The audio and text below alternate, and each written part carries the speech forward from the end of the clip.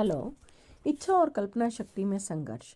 मानसिक शक्ति या इच्छा शक्ति का प्रयोग करना ये मान लेना है कि कहीं ना कहीं विरोध है और विरोध की शक्ति की कल्पना करने से विरोध उत्पन्न हो जाता है। लेकिन आपका ध्यान मनचाही वस्तु को प्राप्त करने की बाधाओं पर केंद्रित है, तो इसका मतलब है कि ये आपके मनचाहे परिणाम को प्राप्त करने के साधन पर केंद्रित नहीं है।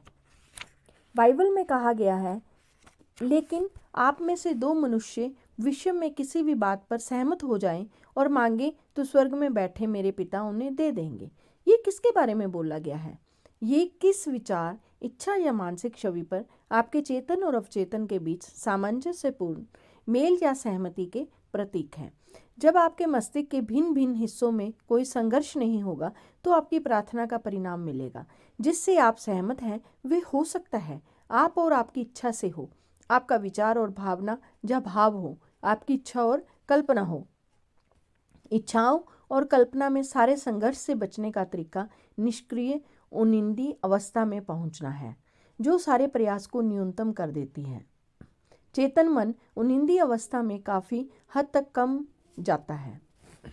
जैसा कि आप जानते हैं कि आपके अवचेतन को सराबोर करने में सबसे अच्छा समय सोने से ठीक पहले का है। इसी कारण क्योंकि अवचेतन सोने से ठीक पहले और जागने के ठीक बाद सबसे ज़्यादा सशक्त होता है। इस अवस्था में वे नकारात्मक विचार और तस्वीरें नहीं रहती जो आपकी इच्छा को नकारते हैं और आपके अवचेतन मन द्वारा उनकी स्वीकृति को रोकती हैं। जब आप मनोकामना पूरी होने की वास्तविकता की कल्पना करते हैं और उपलब्धि का रोमांच महसूस करते हैं, तो आपका अवचेतन आपकी मनोकामना पूर्ण कर देता है। कुछ व्यक्ति अपनी सारी दुविधाओं और समस्याओं को अपनी ओर नियंत्रित, निर्देशित तथा अनुशासित कल्पना से सुलझा लेते हैं।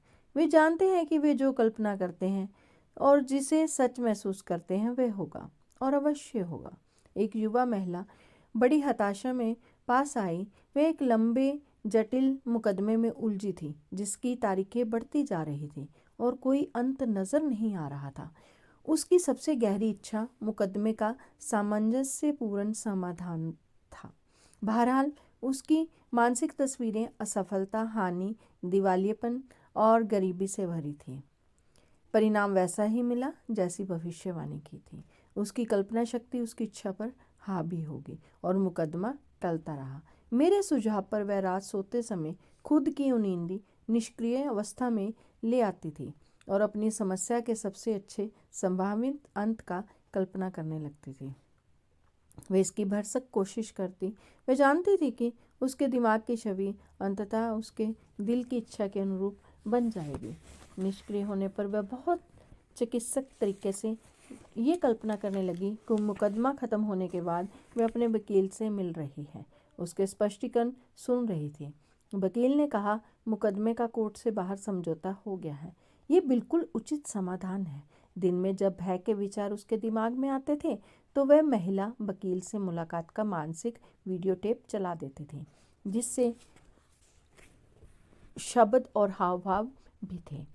उसने वकील की मुस्कुराहट, उसके अंदाज, उसकी आवाज़, उसके विशिष्ट शब्दों की कल्पना भी की थी। उसने ये इतनी ज़्यादा बार और इतनी निष्ठा से किया कि भय दिमाग में घुसने से पहले ही खत्म हो गया। कुछ सप्ताह बाद उसके वकील ने उसे फ़ोन किया। उसने वही कहा जिसकी वह कल्पना कर रही थी और सच मान रही थी। मुकदमे में समझौता हो गया। वे जानती थी कि समझौता उचित ही होगा। यही भजनकार का मतलब है। मेरा शब्द और मेरे हृदय का मनन आप स्वीकार करें हे ईश्वर। मेरी शक्ति और मेरे उद्धारक, आपके अवचेतन मन की शक्ति और बुद्धिमत्ता जो बीमारी, बंधन तथा दुख से मेरा उद्धार कर सकती है।